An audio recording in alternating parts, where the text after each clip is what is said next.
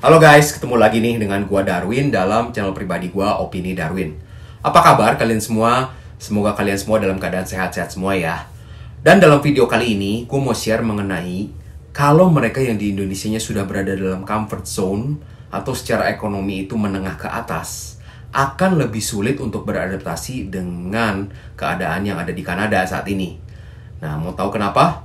Simak videonya sampai habis ya. Tapi jangan lupa guys, disclaimer dulu bahwa gua bukan agen tenaga kerja, gua bukan agen edukasi ataupun agen imigrasi. Gua lakukan ini berdasarkan research pribadi gua. Simak videonya sampai habis dan jangan lupa untuk subscribe, like, and comment, oke? Sebelum bicara lebih lanjut, ada beberapa poin yang gue perlu jelaskan dulu ya. Yang pertama, tiap orang itu mempunyai kemampuan beradaptasi yang berbeda-beda. Jadinya, apa yang gue katakan nanti itu nggak bisa dipatok rata. Bahwa mereka yang ekonominya menengah ke atas pasti akan sulit beradaptasi. Nggak juga. Ada beberapa yang memang di Indonesianya sudah berada dalam posisi yang kaya. Ketika tiba di sini mereka bisa berhasil dan bertahan juga kok. Nah, jadinya makanya nggak bisa dipatok rata ya. Lalu yang kedua, tiap orang juga ketika pindah ke Kanada mempunyai motivasi yang berbeda-beda, mempunyai ekspektasi yang berbeda-beda. Nah, menurut gue ini salah satu kuncinya nih guys. Ketika motivasi dan ekspektasi kalian itu nanti terlalu beda dengan kenyataannya di Kanada, nah inilah yang bisa menyebabkan banyak di antara kalian itu akhirnya pulang lagi. Nah, jadi simak videonya sampai habis. Dan ingat sekali lagi guys, ini berdasarkan opini gue pribadi setelah gue tinggal 6 tahun di sini dan setelah gue bergaul dengan banyak teman-teman orang Indonesia. Jangan dipakai sebagai patokan, oke? Oke guys. Mungkin kenapa akhirnya gue bisa sampai membicarakan topik mengenai kalau mereka yang Indonesianya sudah berada dalam posisi nyaman atau comfort zone atau ekonominya sudah oke, akan lebih sulit beradaptasi di Kanada. Ini kejadiannya karena beberapa minggu yang lalu gue kan lagi ibadah. Nah, pembicaranya waktu itu memberikan ilustrasi kurang lebih seperti yang gue akan ceritakan nih ya.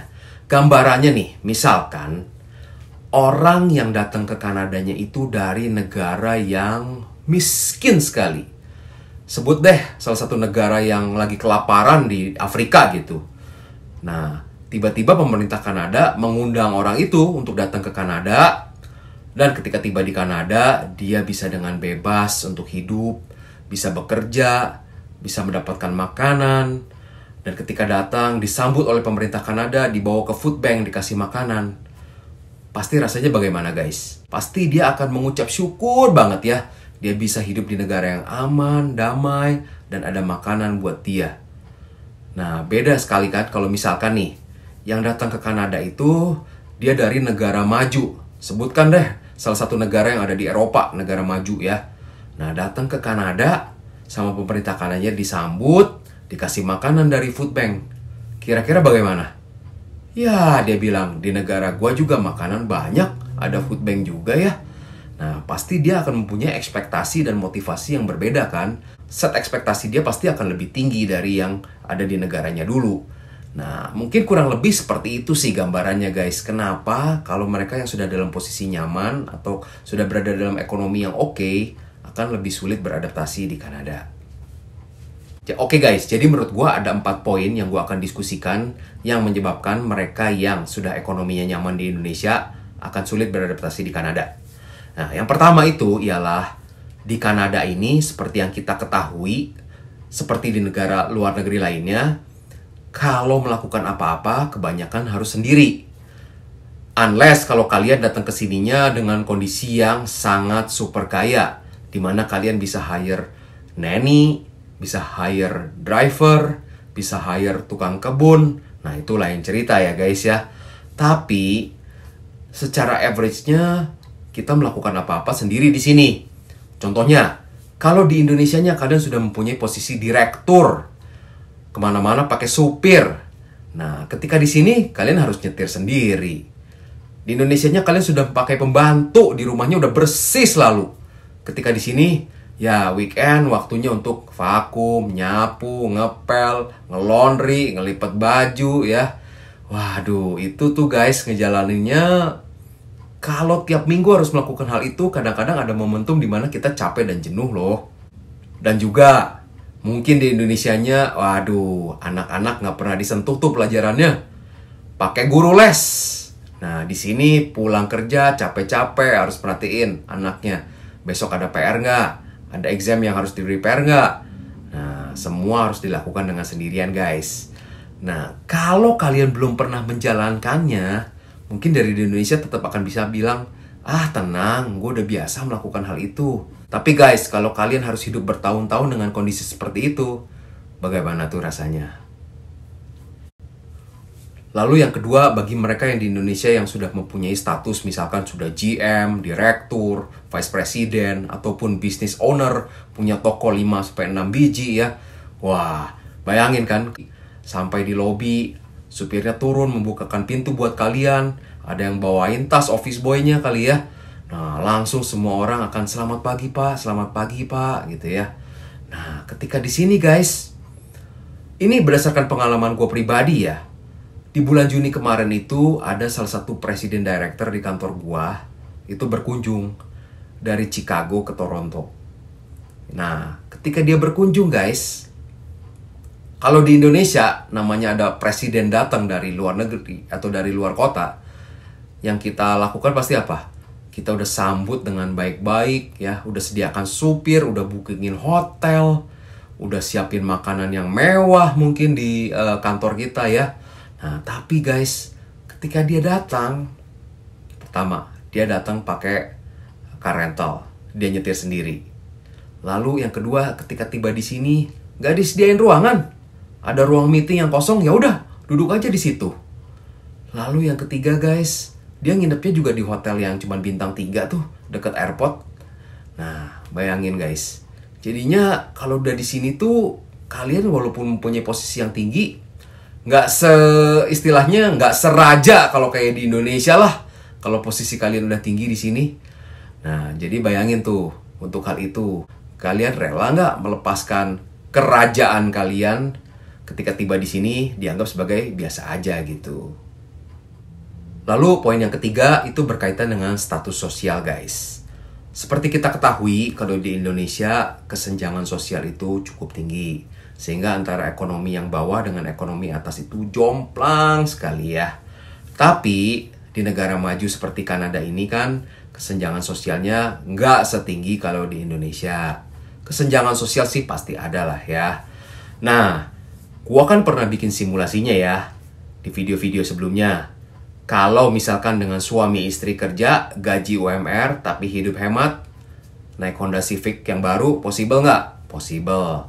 Nah, makanya karena di sini kesenjangan sosial itu nggak terlalu jauh, jadinya kalau misalkan di Indonesia nih kita sudah terbiasa dengan lifestyle-nya, dengan status sosialnya yang tinggi. Minum kopinya aja di Starbucks, bahkan harus yang lebih mahal lagi. Ataupun misalkan pakai baju di Indonesia yang brand-brandnya yang oke lah, pakai sepatunya aja yang misalkan Nike yang harganya 2 juta. Ketika tiba di sini guys, Starbucks itu minuman orang biasa di sini. Jadi Starbucks itu bukan barang yang mewah. Lalu yang kedua, misalkan nih kita di Indonesia pakai handphone yang mahal, iPhone 13 atau iPhone 14 ya. Berapa juta sih sekarang? 15 juta, 16 juta ya. Oke. Di sini college student aja kalau misalkan dia kuliah sambil kerja lalu biaya hidupnya hemat, mau pakai iPhone juga bisa. Karena ada paket bundlingnya. Data, ada telepon, ada SMS plus handphonenya. Cicil tuh tiap bulan mungkin $80 sampai $90 selama 2 tahun, setelah itu jadi milik sendiri. Nah, jadinya di sini ya handphone di teng-teng itu bukan sesuatu yang prestis sih. Nah, jadi status sosial tuh di sini nggak terlalu signifikan sekali seperti di Indonesia ya. Nah, jadinya bagaimana tuh bagi kalian yang sudah berada dalam kondisi di Indonesianya tuh merasa, waduh, hidupnya udah terbiasa kelihatan mewah nih lifestyle-nya. Ketika di sini dianggap biasa aja tuh. Rasanya gimana? Nah, lalu poin yang keempat itu berkaitan juga dengan pekerjaan. Beberapa di antara kalian yang di Indonesianya sudah menjadi business owner ataupun sudah mempunyai level direktur, GM, manager. Ketika tiba di sini, mungkin karena expertise kalian itu hanya dianggap sesuatu yang general di sini, bukan sesuatu yang spesifik banget, sehingga kalian tidak bisa mendapatkan posisi yang seperti di Indonesia. Harus downgrade. Nah, bagaimana rasanya tuh? bekerja lagi dari nol, dari yang mungkinnya udah direktur, biasa merintah-merintah orang, sekarang di sini diperintah-perintah. Bahkan mungkin kalau kalian harus kerja survival lagi di sini, bisa jadi kalian kerja dengan mereka yang level edukasinya rendah, akhirnya kalian dimaki-maki atau diomelin dengan kata-kata yang kasar. Ada pakai kata-kata F-word, kurang lebih seperti itu. Mungkin sakit hati nggak tuh? Di Indonesia pasti kalian mikirnya di Indonesia lu nggak tahu ya gua siapa lu, gitu ya, dalam hati mungkin udah berkeluh kesah seperti itu. Nah tapi di sini ya gitu guys, ya kalian harus mulai lagi dari nol dalam pekerjaan. Bahkan ada beberapa yang sampai pekerjaannya tuh harus mencuci WC gitu, kurang lebih seperti itu. Nah gimana tuh rasanya? Oke guys, jadi gue bikin video ini bukan berarti gue mau mensudutkan beberapa orang dalam golongan tertentu. Gue bukan mau membuat semangat mereka itu menjadi patah, enggak. Justru dengan video ini, maksud gue ialah supaya kalian lebih terbuka matanya dan lebih matang dalam persiapannya. Dan lebih mempunyai strategi yang bagus untuk memitigasi misalkan kondisi terburuk itu terjadi terhadap kalian ketika tiba di Kanada. Jadi jangan salah paham dulu ya. Nah, jadi kurang lebih seperti itu aja sih opini gue kali ini. Tapi kembali lagi guys, tiap orang mempunyai case yang berbeda. Gue temukan ada beberapa orang yang golongan ekonominya sudah menengah ke atas di Indonesianya, ketika di sini bisa cepat beradaptasi kok. Bahkan dalam beberapa tahun ada juga yang mencapai posisi yang sama dengan seperti di Indonesia. Makanya itu kembali lagi kepada pribadi tiap orang masing-masing. Oke, terima kasih sudah menonton video ini. Jika kalian merasa video ini bermanfaat, jangan lupa ya bantu untuk subscribe yang belum, share ke teman-teman yang lain, bantu like video ini, dan komen ya. Karena kalau semakin banyak yang like dan komen, rating video ini akan naik. Oke deh kalau gitu, terima kasih ya kalian sudah menonton video ini. Sampai jumpa di video berikutnya. Bye!